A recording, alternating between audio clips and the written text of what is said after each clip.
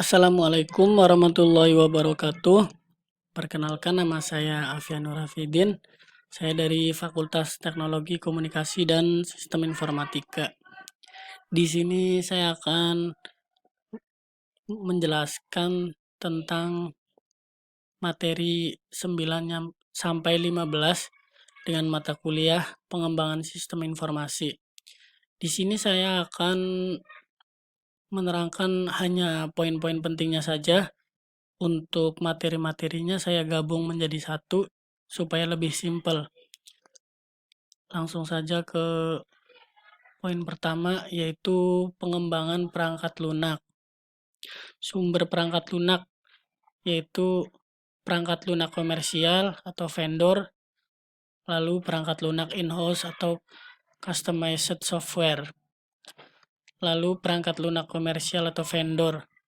Kelebihannya yaitu implementasinya cepat, penghematan biaya, estimasi biaya dan waktu, reliabilitas. Kekurangannya dari perangkat lunak komersial yaitu kesesuaian rancangan sistem yang tidak baik, ketergantungan pada vendor, biaya tidak langsung dari kerusakan SDLC. Untuk penilaiannya, kinerja pengoperasian, dokumentasi, kemudahan pembelajaran, kemudian penggunaan atau pengendalian dan penanganan kesalahan dukungan. Lalu perangkat lunak in-house atau customized software mengikuti SWDLS, software development, rancangan desain kode, lalu uji. Selanjutnya adalah rancangan desain. Rancangan desain yaitu bagan terstruktur, SE, tabel atau pohon keputusan, kamus data, diagram WO, diagram JSD, dan sebagainya.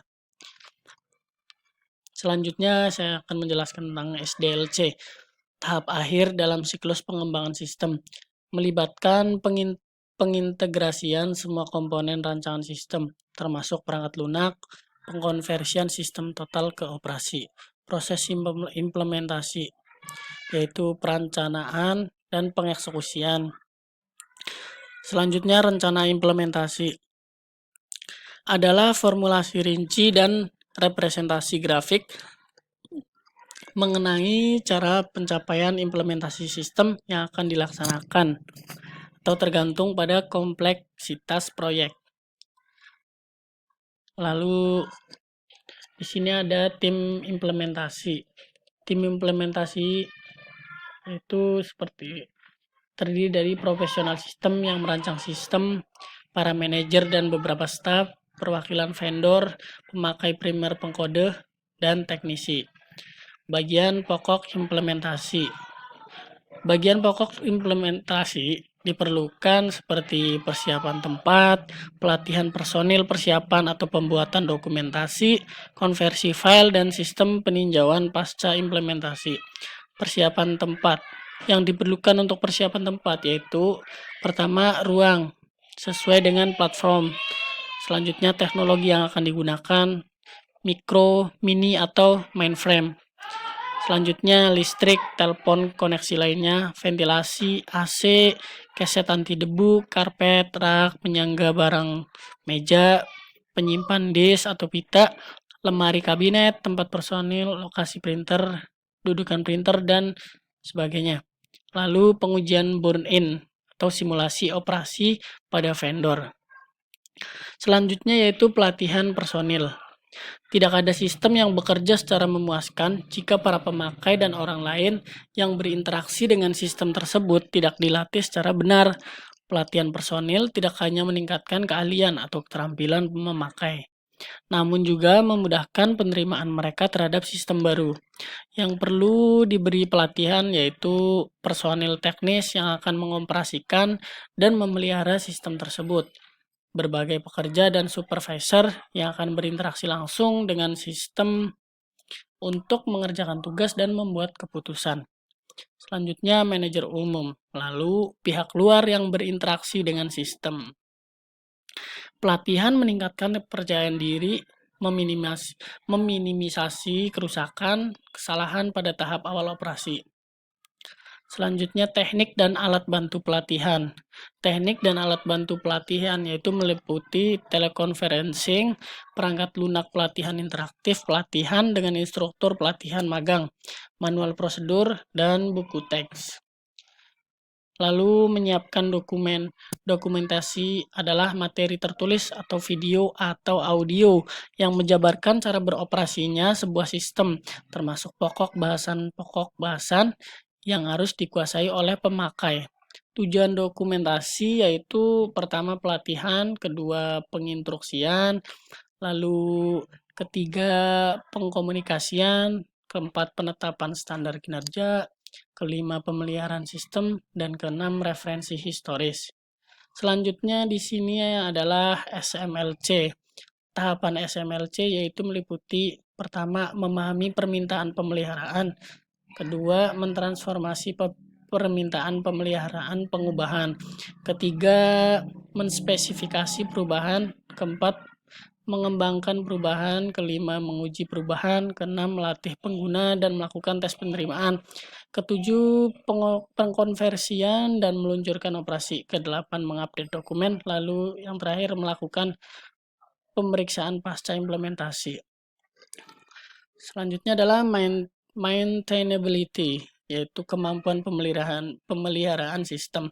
Prosedur untuk peningkatan maintainability yaitu meliputi pertama menerapkan SDLC dan SWDLC, menspesifikasi definisi data standar, lalu menggunakan bahasa pemrograman standar, merancang modul-modul yang terstruktur dengan mempekerjakan modul yang dapat digunakan kembali, lalu mempersiapkan dokumentasi yang jelas, terbaru, dan komprehensif. Selanjutnya menginstal perangkat lunak, dokumentasi, dan soal-soal tes di dalam Central Repositor System Cache atau CMS, Change Management System. Ada 5 cache tool yang membantu pemeliharaan sistem dari sistem lama dan membantu memecahkan kemacetan timbunan sistem baru yang belum dikerjakan. 5 cache tool tersebut yaitu pertama meliputi rekayasa maju atau forward engineering. Yang kedua rekayasa mundur, reverse engineering. Yang ketiga rekayasa ulang, re-engineering. Yang keempat restrukturisasi atau restructuring, dan yang selanjutnya itu sistem pakar pemeliharaan atau maintenance expert system.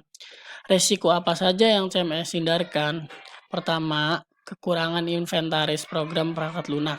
Selanjutnya, yang akurat dan sumber-sumber sistem informasi lainnya. Dan yang ketiga, ketidaklengkapan sejarah perubahan program. Selanjutnya, lalu modul-modul program perangkat lunak terduplikasi, perubahan program perangkat lunak yang tidak sah. Selanjutnya, kekurangan dokumentasi yang jelas, komprehensif, dan terbaru. Lalu rendahnya kualitas dan reliabilitas perangkat lunak. Selanjutnya, perancangan sistem. Setelah tahap analisis sistem selesai dilakukan, maka analisis sistem telah mendapatkan gambaran dengan jelas apa yang harus dikerjakan. Tiba waktunya sekarang bagi analisis sistem untuk memikirkan bagaimana membentuk sistem tersebut. Tahap ini disebut dengan perancangan sistem. Perancangan sistem dapat dibagi dalam 2 bagian, yaitu 1. Perancangan sistem secara umum, 2. Perancangan konseptual, perancangan logika, atau perancangan secara makro. Dan yang kedua, yaitu perancangan sistem terinci atau perancangan sistem secara fisik. Dengan demikian, perancangan sistem dapat diartikan sebagai berikut. 1. Tahap setelah analisis dari siklus pengembangan sistem. 2. Pendefinisian dari kebutuhan-kebutuhan fungsional. 3. Persiapan untuk rancang bangun implementasi. 4. Menggambarkan bagaimana suatu sistem dibentuk. 5. Dapat berupa penggambaran perencanaan dan pembuatan sketsa atau pengaturan dari beberapa elemen yang terpisah ke dalam satu kesatuan yang utuh dan berfungsi. Yang keenam, termasuk menyangkut konfigurasi dari komponen-komponen perangkat lunak dan perangkat keras dari suatu sistem. Tujuan perancangan sistem. Tahap atau perancangan atau desain sistem mempunyai 2 tujuan utama, yaitu Satu, untuk memenuhi kebutuhan kepada pemakai sistem, dan yang kedua yaitu untuk memberikan gambaran yang jelas dan rancangan bangun yang lengkap kepada pemrograman komputer dan ahli-ahli teknik yang terlibat atau lebih condong pada desain sistem yang terinci. Personil yang terlibat, analisis sistem seharusnya melibatkan beberapa personil seperti spesialis pengendalian, personil penjamin kualitas, spesialis komunikasi data, dan pemakai sistem. 3 kategori desain sistem. Yang pertama global based system, lalu group based system, local based system. Global based system yaitu sistem berbasis global. Untuk mendesain sistem yang berbasis global atau global based membutuhkan pemeriksaan secara seksama dan lengkap atau penggantian dari seluruh komponen desain umum. Lalu selanjutnya group based system atau sistem berbasis kelompok. Sistem ini melayani cabang-cabang atau grup user khusus. Dalam organisasi kelompok ini memiliki kebutuhan khusus untuk menyelesaikan pekerjaan dan membuat keputusan yang tepat. Perancang sistem yang bekerja pada grup ini perlu memiliki pengetahuan tentang bekerja pada sistem group based. Perancangan tidak perlu memutuskan perhatian ke perancangan desain sistem tertentu seperti database dan platform teknologi, tetapi pada output, input, proses kontrol, dan untuk platform teknologi khusus untuk grup lokal atau LAN. Selanjutnya itu local based system atau sistem berbasis lokal. Sistem ini khusus didesain untuk beberapa orang, sering 1 atau 2 untuk aplikasi khusus tambahan. User memiliki PC dan ia direncanakan untuk memiliki sistem profesional. Sistem umumnya dipakai untuk bekerja sama dengan user, menganalisis, mendesain, mengevaluasi sistem yang berbeda, memilih satu, dan mengimplementasikan dengan menggunakan jaringan dan pendukungnya.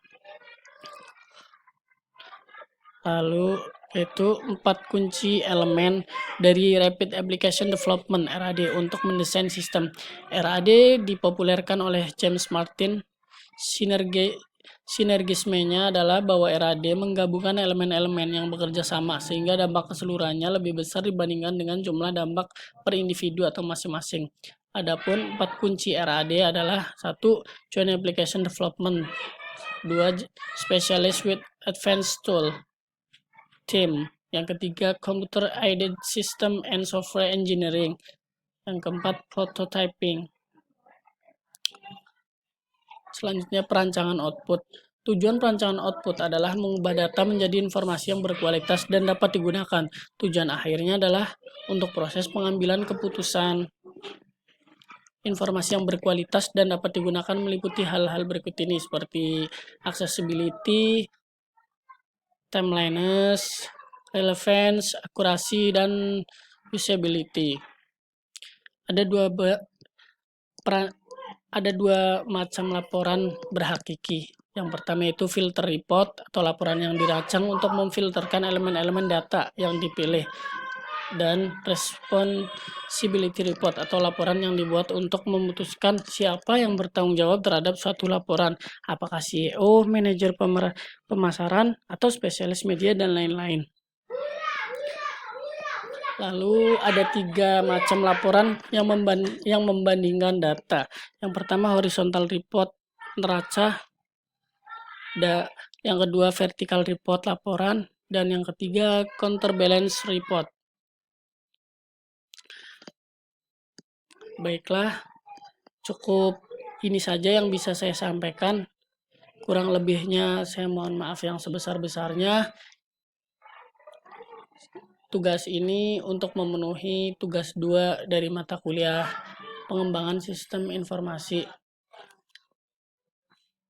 Cukup sekian dari saya. Apabila ada banyak kesalahan dalam saya mengucapkan kalimat, saya mohon maaf yang sebesar-besarnya. Wabillahi taufiq wal hidayah. Wassalamualaikum warahmatullahi wabarakatuh.